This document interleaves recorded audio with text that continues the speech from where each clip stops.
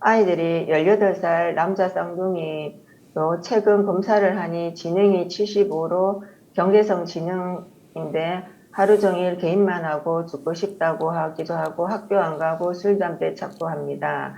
콜린성 알레르기로 조금만 움직여도 빨갛게 부어오르고 가려워져 바깥 활동도 전혀 못합니다.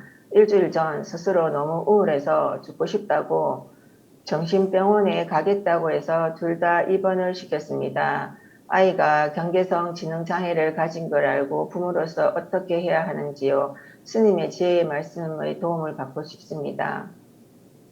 네. 예, 사람 얼굴이 검게 태어난 거를 희게 만들려면 힘이 들까 안 들까요? 힘이 듭니다. 사람이 키가 작게 태어난 거를 큰 사람을 부러워하면 키 한번 커보겠다 하면 힘이 들까 안 들까?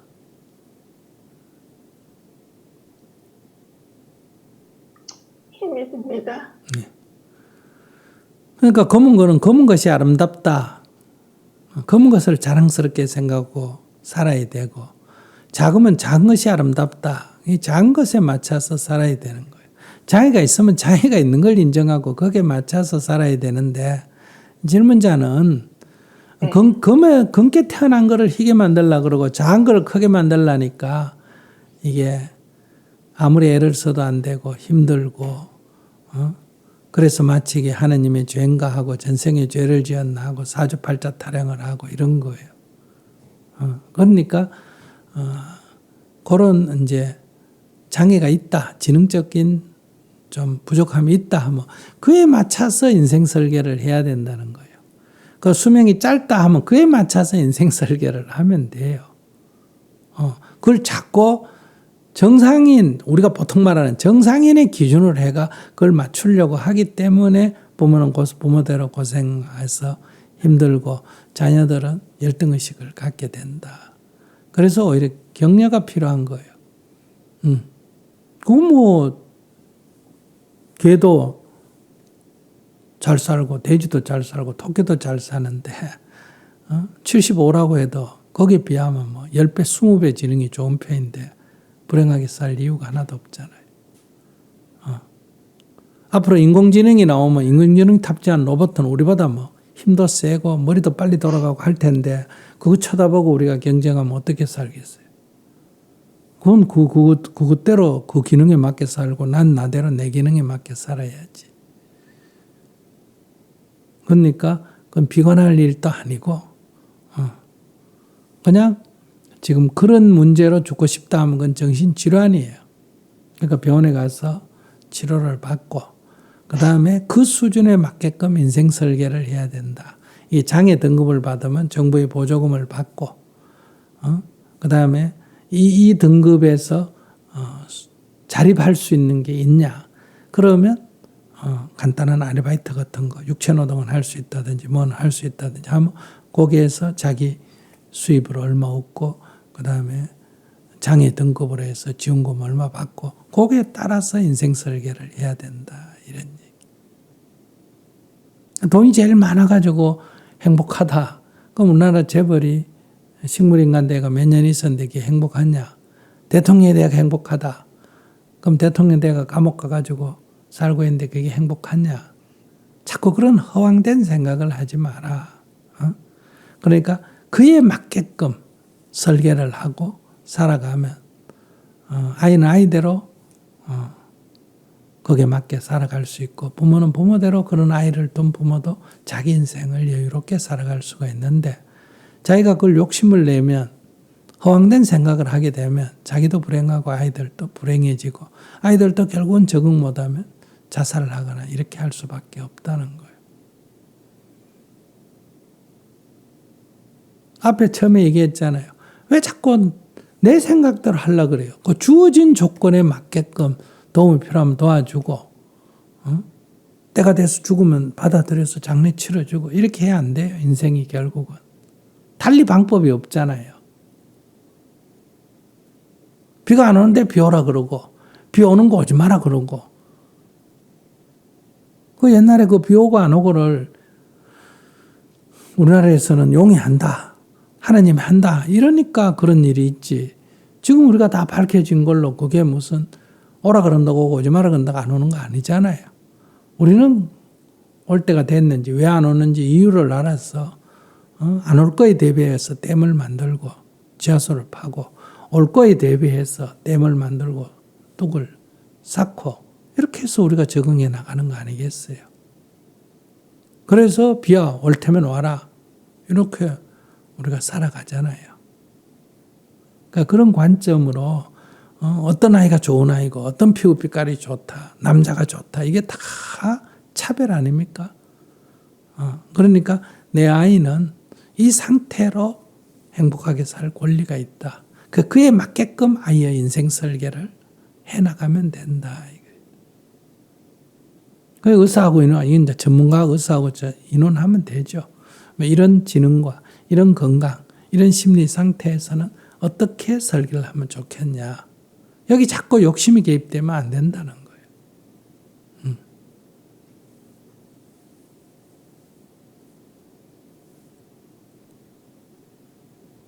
또 얘기하세요. 그 지능이 그러니까 이건 지금 스님한테 뭐라 될지 모르겠는데 그 지능이 그러니까 지금 게임 중독에서 벗어나서 좀 조금 이렇게 안 하고 게임을 안 하고 그다음에 이렇게 자연 단식이나 이런 걸 통해서 조금 향상이 될 수 있다는 얘기를 들었거든요. 그래서 그런 부분을 이제 스님은 어떻게 생각하시는지. 아니, 지능이라는 거는 자꾸 연습을 하면 지능 지수가 안 높아져도 예를 들면 지능이 낮아도 우리가 예를 들어서 고양이도 계속 훈련을 시키면 똥오줌 가리고 이렇게 되지 않습니까? 돌고래도 계속 훈련을 시키고 코끼리도 훈련을 시키면 고개단에서 다 하지 않습니까? 그죠? 사람도 계속 어떤 훈련을 시키면 지능이 좋아지는 게 아니고 지능이 낮아도 그거를 반복해서 훈련을 하면 거기에 익숙해져 가지고 일정한 역할을 할 수가 있다. 이렇게 말할 수가 있단 말이에요. 예를 들어서 그런 지능을 가져도 이런 시골에 내려와서 예를 들어서 소를 키운다. 축산업을 한다. 그러면 요즘 다 시설을 해놓으면 시간 맞춰서 사료 주고 시간 맞춰서 정리하고 이런 거는 지능이 그렇게 안 높아도 얼마든지 할 수 있고 이렇게 살아도 얼마든지 인생을 살 수가 있는 길이 있는 거예요. 근데 자꾸 공부해가지고 시험 쳐가 공무원 되고 되고 이런 거를 자꾸 생각하기에는 이 지능 갖고는 안 되는 거예요. 그러면 이제 좌절이 되니까 뭐예요?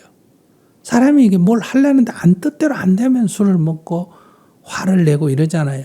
그러면 노름을 하고 게임을 하고 이렇게 될 수밖에 없는 거예요.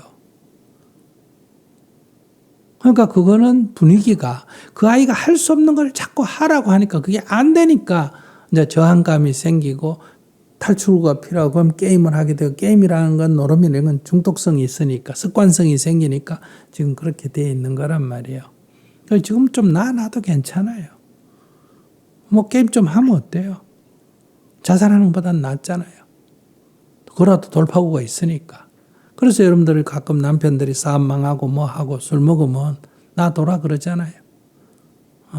지 뜻대로 안 돼가 우라통이 터졌는데 마누라 하고 얘기해봐야 이해도 못하고 하니까 술 먹고 그래라 그거라도 풀어야 될 거 아니에요. 그러면 그걸 그렇게 안 하게 하려면 그 건강을 해치고 안 하게 하려면 다른 대안을 마련해 줘야죠. 다른 자기가 할 수 있는 것, 재미를 붙일 수 있는 것.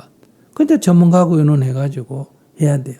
이게 중독성이 심하면 우선 치료를 받아야 되고, 전문가의 치료를 받아야 되고, 그러나 다른 대안을 안 내주면 그걸 계속 할 수밖에 없다는 거예요. 그만두는 거는 죽을 때 그만두는 거니까. 그러면 이제 다른 대안을 전문가하고 의논해가 여행을 간다든지 다른 대안을 마련해서 그걸 안 하고도 좀 재미를 붙이고 살 수 있는 길을 열든지 아니면 그거라도 하고 살 수 있도록 놔두든지. 그냥 가만히 있는 것보다는 그거라도 하고 재미 붙이고 있는 게 좋잖아요. 나중에 죽어봐요. 그렇다고 있는 게 낫다 자기 평가가 되지. 자꾸 욕심을 내니까 저거 안 하고 이게 했으면 좋겠다. 자꾸 이렇게 하니까 그게 불만이지. 죽은 뒤에 생각해 봐요. 자살나거나 하면 게임이라도 하고 있는 게 낫다. 이렇게 되지. 그래서 인간의 모든 행동은 다 그럴 만한 이유가 있어서 그렇게 행동을 합니다. 옆에 사람이 볼 때는 말도 안 되는 얘기 같지만은. 그러니까 이 문제는 자기가 이렇게 단정적으로 어떤 걸 정해가 이래야 된다, 저래야 된다, 이렇게 탁 놔버리고, 살아있었으면 고맙다. 너가 안 죽고 사는 것만 해도 큰일이다. 잘했다. 이런 관점을 탁 놓고, 그러나 이왕기사 하는데 조금 더 나은 길은 없을까? 그래서 병원의 의사하고도 상담해보고, 이런 전문가하고도 상담해보고, 길을 열어주는 게 좋다. 스님, 그러면 자기도 괴롭지 않고 애들도 좋지. 스님, 지금 제가 알고 나니까 경계성 지능이라는 걸 이제 2년 전 처음 듣고 인정하기 싫었다가 지금 인정하는데, 그러고 알아보니까 한 반에 3명이 이렇게 지능이 중간에, 그러니까 지적 장애와 정상인의 중간에 이제 있는 애들이 3명쯤 되고 전 국민의 13%라고 합니다. 그리고 미국은 25%고 아프리카 같은 데는 80%라고 하는데, 저는 우리나라 국민들이 교육률이 높아서 이게 확률이 좀 내려갔다고 생각을 하는데, 이런데도 불구하고 일반인들은 거의 몰라요. 상담하는 선생님조차도 경계성 지능에 대해서 잘 모르거든요. 들어는 봤다 이렇게 하고. 그래서 이게 반에서 3명 정도면 엄청난 숫자인데, 이 아이들이 어떤 따로 직업학교나 뭐 어떤 그런 사회적인 복지 사각지대에 있다고 이제 하거든요. 전문 특수교육학 선생님께서. 그래서 이런 부분은 이제 제가 엄마로서 이런 가슴 아픈 부모들이 많지만 소리를 못 내고 있는 이런 부분에서 제가 같이 연대해서 이렇게 어떤 우리 아이들을 위해서 좀 더 나은 환경을 마련하고 이런 부분의 생각들은 어떻게 생각하시는지. 그러니까 우리 학교 다녀보면 네. 같이 초등학교까지 졸업할 때까지도 한글을 잘 못 읽고 이런 사람도 있거든요. 아이들도. 그러면 우리는 이래 장애에 대한 어떤 그런 전문적인 이런 연구나 대안이 옛날에 부족했기 때문에 그냥 공부 못하네, 문제야 이렇게만 해왔지. 그것이 어디에 어떤 문제가 있어서 저렇게 학습이 부진한가 이런 걸 연구를 잘 안 한 거예요. 그러니까 모든 학과마다 다 그런 부진화가 있을 수밖에 없고 그것이 그냥 노력이 부족해서 그렇다. 이렇게만 평가했지. 그 아이 입장에서는 그렇게 그 이상 될 수가 없는 걸 어떻게 해요. 그래서 우리가 아까 모르는 아이에 대응을 안 한다는 거예요. 교육이 모르는 아이를 알도록 하는 것이 교육이다. 이런 관점에서 하면 그럼 그런 아이는 2명을 편성해야 선생님 1명 붙으면 조금 더 도움이 되겠죠.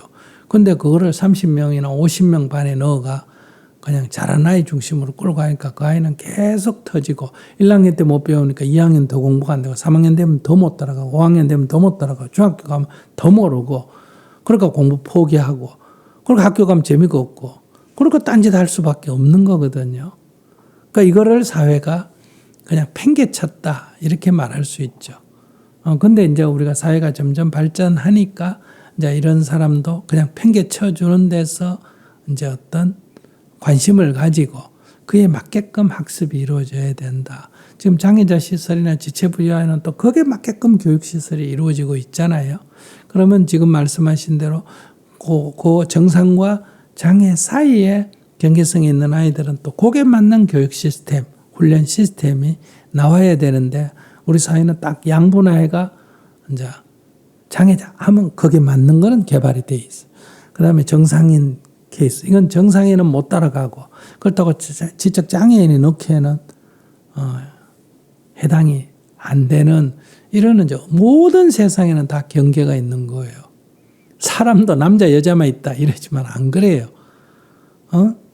남자도 아니고 여자도 아닌 사람도 있고 남자이기도 하고 여자인 사람도 있어요. 소수라서 그렇지. 또 성애는 이성애만 있다. 이렇게 생각하는데 그게 다수지.